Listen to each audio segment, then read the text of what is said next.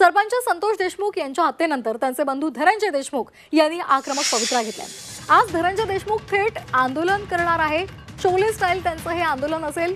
न्यायासाठी ते शोले स्टाईल आंदोलन करणार आहे। टॉवरवर चढून ते आंदोलन करणार आहे। मसाजोग इथं धनंजय देशमुख आणि ग्रामस्थ टॉवरवर चढतील आणि आंदोलन करतील। टॉवर परिसरात ग्रामस्थ जमायला सुरुवात झाली आहे। सर्व आरोपींवर मोक्का अंतर्गत कारवाई करावी, तसंच सर्व आरोपींवर 302 चा गुन्हा दाखल करावा, ही त्यांची प्रमुख मागणी आहे।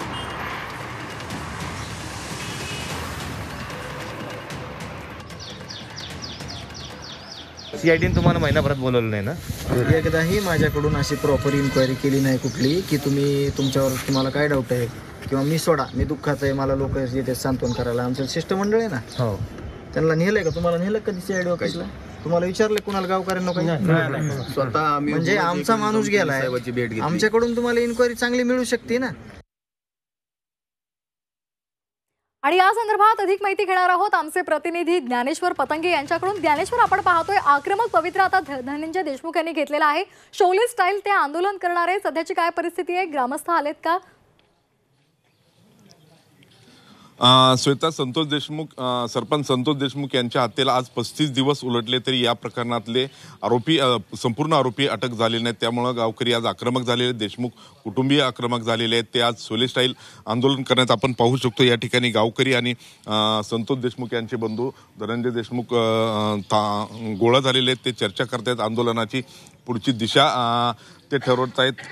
या प्रकरणाचा जो मुख्य आरोपी वाल्मिक कराड याला 302 अंतर्गत गुन्हा त्यांच्यावर दाखल करावा आणि मोका लावा, अशी यांची प्रमुख मागणी आहे। याचबरोबर त्यांची मुख्य मागणी अशी आहे की सीआयडी किंवा इतर यंत्रणा जे तपास करत आहेत त्या यंत्रणा जो तपास सुरू आहे तो नेमका कसा सुरू आहे याबद्दल कुठलीही माहिती देत नाहीत आणि या प्रकरणामध्ये उज्ज्वल निकम किंवा इतर तज्ज्ञ एका वकिलाची नेमणूक करावी, अशा त्यांच्या सगळ्या मागण्या आहेत। मात्र पोलीस आणि प्रशासन त्यांच्या या मागणीकडे दुर्लक्ष करते, असे त्यांचा आरोप आहे। आणि मागच्या 10 दिवसापूर्वी या गावकऱ्यांनी जलसमाधी आंदोलन केलं होतं खरं तर, आणि 10 दिवसाचा अल्टिमेटम दिला होता। पोलिसांनी त्यांना आश्वासित केलं होतं की 10 दिवसात सर्व आरोपींना पकडू, पण ते तसं झालं नाही। त्यामुळे आज पुन्हा एकदा हे गावकरी आंदोलनाच्या तयारीत आपण पाहू शकतो। हे सगळे गावकरी या ठिकाणी आहेत, आपण त्यांच्याशी बोलण्याचा प्रयत्न करूयात।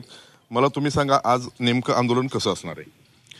अच्छा, आंदोलनाची दिशा आम्ही कालच धनंजय देशमुख त्यांच्या कुटुंबानं टावरवर चढून स्वतः संपवण्याच्या बाबतीतलं प्रशासनाला सगळ्यांना कळवलेलं आहे।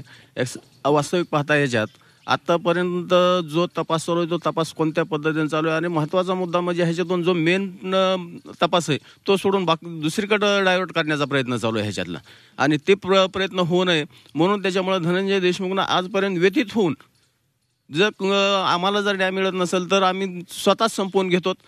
तुम्ही जे आहेत आरोपी त्या आरोपींना मोकळा सोडून द्या, त्याच्या बाबतीत आमची काही तक्रार नाही, अशा प्रकारचे त्यांना सांगितलेलं आहे। आणि टावरवर सोडून त्यांना आज आंदोलन करण्याच्या संदर्भात निवेदन दिलेलं आहे। यामध्ये गावकरी सहभागी असतील का आंदोलनामध्ये? या बाबतीत गावकरी पण धनंजय देशमुखचा निर्णय तोच सगळ्या गावचा निर्णय, आणि गावचा निर्णय तोच धनंजय देशमुखचा निर्णय, अशा प्रकारचा आमचा हे मसाजोग गाववासियांचा आहे। काल एसआयटीची टीम आली होती, त्यांनी काय आश्वासन दिलं? अरे एसआयटीची नाही, सीआयडीची दिली होती टीम। सीआयडीच्या टीमची आम्ही ही चर्चा केली, त्यांना तेच बोललो होतो आम्ही की तुम्ही आजपर्यंत महिना झालं कोणत्या म्हणलं तुम्ही आपलं ह्यांच्या संतोष देशमुखच्या कोणत्या कुटुंबाला तुम्ही याबाबतीत माहिती दिली किंवा तुम्ही कधी बोलवलं त्यांना दिले? आणि महत्त्वाचा मुद्दा म्हणजे कायद्यानं तुम्हाला जे अत्याचारग्रस्त कुटुंब आहे त्या कुटुंबाला तुमच्या तपासाच्या संदर्भातली माहिती देणं हे कायद्यानं बंधनकारक आहे। पण तुम्ही जर कायद्याचं जर समजा बंधन पाळत नसाल आणि टाळटाळ करीत असाल तर याचा अर्थ काय आहे? तुम्हाला ह्याच्यातून आरोपी वाचवायचे आहेत का, हे आम्हाला ह्याची संशय यायला लागला ना शक्य। मनोज जरांगे पाटील आज येणार आहेत, ते साधारण किती वाजता येणार आहेत? जरांगे पाटील तर 11 वाजेपर्यंत येणार आहेत, म्हणून आम्ही थोडं तुम्हाला जे समजा प्रेस कॉन्फरन्सच्या बाबतीत जे 11 वाजेपर्यंत टाईम दिलेला आहे त्याच्यासाठी दिलेलं आहे। आल्याच्यानंतर आम्ही तुम्हाला प्रेस कॉन्फरन्समध्ये ह्याच्यातलं सगळं सविस्तर सांगू की ह्याच्यात नेमके तपासात त्रुटी काय राहिल्यात, यांना जाणीवपूर्वक ठेवल्यात का काय केल्यात, याच्या संदर्भात तुम्हाला सगळी सविस्तर माहिती आम्ही देऊ। आज या ठिकाणी पोलीस आणि प्रशासनातले काही अधिकारी त्यांनी काय चर्चा केली, तुम्हाला काय विनंती केली? विनंती करायला तर विनंती करणार आहेतच का, तर ह्या प्रशासनाला जागच अशा वेळेस यायला लागली की आम्ही आंदोलनात उतरलो की त्यांना जाग यायला लागली, तोपर्यंत हे निवांत झोपलेले आहेत। कधी इथून पाठीमागची पार्श्वभूमी जर बघितली तर प्रत्येक वेळेस आम्ही आंदोलन केल्याच्या नंतर ह्यांना आरोपी सापडतात, त्याच्यानंतर त्यांना आरोपी म्हणजे आज 10 दिवसाचे अल्टिमेट देऊन 2 आरोपी सापडले की पुन्हा निवांत झाले। मग ह्याच्यातले जे समजा ह्यांना सहकार्य करणार आहेत त्यांच्या बाबतीत तुम्ही काय भूमिका? आंदोलनावर ठाम आहे? गावकरी सगळेच आंदोलनावर ठाम आहेत। श्वेता, आपण पाहू शकतो की हे सगळे गावकरी सध्या संतप्त आहेत, त्यांची आक्रमक भूमिका आहे आणि ते आंदोलनावर ठाम आहेत. काही वेळात मनोज जरांगे पाटील या ठिकाणी येणार आहेत, ह्या गावकऱ्यांशी आणि प्रामुख्याने देशमुख कुटुंबियांशी ते संवाद साधणार आहेत, ते चर्चा करणार आहेत आणि खऱ्या अर्थानं त्याच्यानंतर हे आंदोलन पुढे कसं जाणार आहे यावर निर्णय होणार आहे. श्वेता, अगदी धन्यवाद आपण दिलेल्या या सविस्तर माहितीसाठी.